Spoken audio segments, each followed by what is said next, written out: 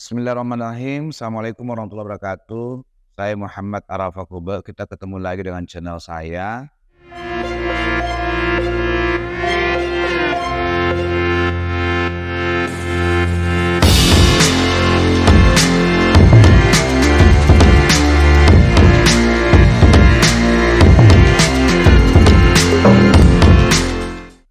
Kali ini saya mau melanjutkan terkait dengan surah An-Nisa ayat 9 yang bunyinya a'udzubillahi minasyaitonirrajim wal yakhshal ladzina law taraku min khalfihim dzurriyyatan dhi'afan khafu 'alaihim falyattaqullaha wal yaqulu qawlan sadida, yang artinya, dan hendaklah takut kepada Allah orang-orang yang seandainya meninggalkan di belakang mereka anak-anak yang lemah, yang mereka khawatir terhadap kesejahteraan mereka. Oleh sebab itu, hendaklah mereka bertakwa kepada Allah dan hendaklah mereka mengucapkan perkataan yang benar. Menurut ulama besar Imam Nawawi menjelaskan makna dari surah An-Nisa ayat 9 tentang makna zurriyatan dhi'afan atau keturunan yang lemah, yang perlu dicemaskan orang tua kita semua, yaitu jangan sampai meninggalkan keturunan yang lemah dalam hal ekonomi, ilmu pengetahuan, keagamaan, dan akhlaknya. Nah, kali ini di video ini saya akan membahas terkait dengan jangan sampai kita meninggalkan keturunan yang lemah dalam hal ekonomi. Kenapa?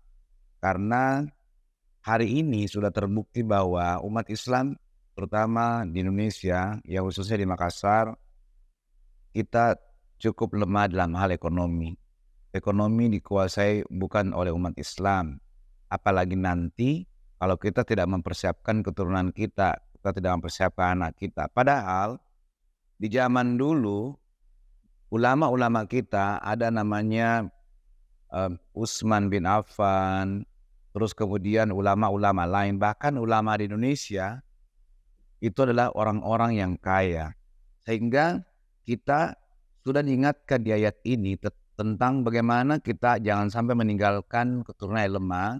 Cukup dengan jangan kita dekatkan para putra-putri kita kepada takwa di sini. Jadi kalau di dalam ayat ini sebenarnya hanya kita ingin atau Allah ingin kita mendekatkan anak-anak kita kepada ketakwaan, karena bertakwa akan menjadikan anak kita tidak akan lemah dalam hal ekonomi. Kenapa?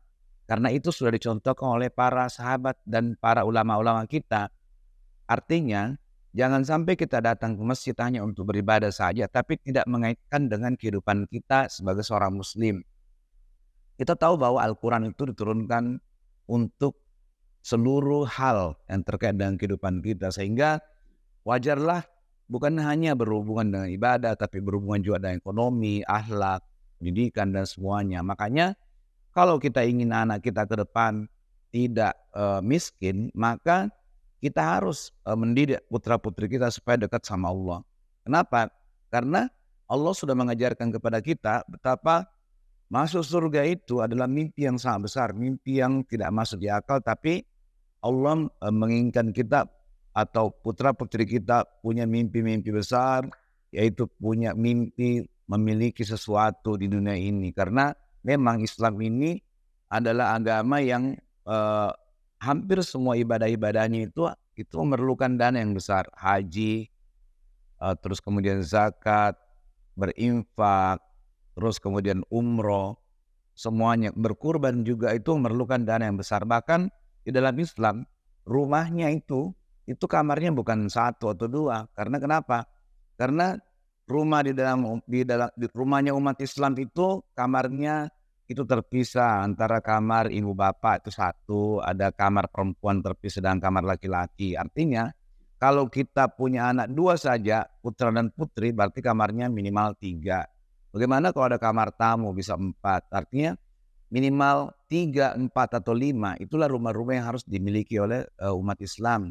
Jadi kenapa ini sekarang umat Islam itu miskin atau ekonominya lemah? Karena memang kita tidak pernah mendidik mereka untuk kaya. Padahal itu Al-Quran selalu mengatakan bahwa kita jangan sampai meninggalkan anak-anak yang lemah, dan itu hanya di mindset sebenarnya, bukan hanya sekedar di pekerjaan, karena kita semua sama hidupnya, bangunnya sama, terus tidurnya juga sama, semua pada tidur semua. Tapi yang membedakan kita adalah mimpinya atau goalnya yang membedakan kita dengan orang lain. Nah, bukan yang penting sekolah, tapi kita sekolah tapi sudah punya target besar, sudah punya mimpi besar, sehingga suatu hari di Kota Makassar ini yang menjadi tokoh-tokoh ekonomi adalah orang-orang yang menguasai ekonomi di Makassar ini adalah anak cucu kita, adalah anak-anak kita ke depan. Kalau sekarang ya mungkin kita bisa lihat betapa properti-properti di Makassar ini bukan kita yang memiliki. Oleh karenanya saya ajak kepada Bapak dan Ibu, ayo kita mendidik putra-putri kita untuk dekat kepada Allah, karena Allah itu adalah penguasa rezeki, Allah itu pemilik rezeki. Apapun yang diminta kepada Allah, Allah akan berikan. Tapi kan kadang-kadang kita tidak meminta kepada Allah, memintanya yang umum-umum, tidak meminta yang detail kepada Allah. Padahal Allah itu lebih dekat dari urat leher kita. Allah akan memberikan apapun yang kita minta, Allah akan mendatangkan rezeki yang kita tidak sangka. Bayangkan, kita menyangkanya Allah akan memberikan A, ternyata Allah memberikan D. Jadi Allah akan memberikan rezeki yang tidak kita sangka apabila kita memenuhi standarnya, yaitu bertakwa kepada Allah. Artinya, ayolah kita didik putra-putri kita supaya lebih mendekatkan diri kepada Allah, bukan melakukan hal-hal yang dilarang oleh Allah. Jadi mencari rezeki itu bukan melakukan hal yang di luar yang Allah sebutkan, karena kalau kita mencari rezeki tidak lewat Allah, maka kita akan dapat rezeki yang biasa atau rezekinya kecil dengan susah payah. Padahal Allah mengajarkan kepada kita untuk mendapatkan rezeki itu lewat Allah, karena kalau lewat Allah kita akan dapatkan yang kita tidak sangka. Jadi Bapak Ibu, itulah seperti itu. Jadi mudah-mudahan kita 10 tahun ke depan, 15 tahun ke depan kita bisa melihat putra-putri kita menjadi tokoh-tokoh atau para pemimpin di daerahnya sendiri, supaya bukan menjadi penonton di masa yang akan datang. Itu saja mungkin saya bisa sampaikan untuk video kali ini. Terima kasih. Wabillahi taufiq wal hidayah. Assalamualaikum warahmatullahi wabarakatuh.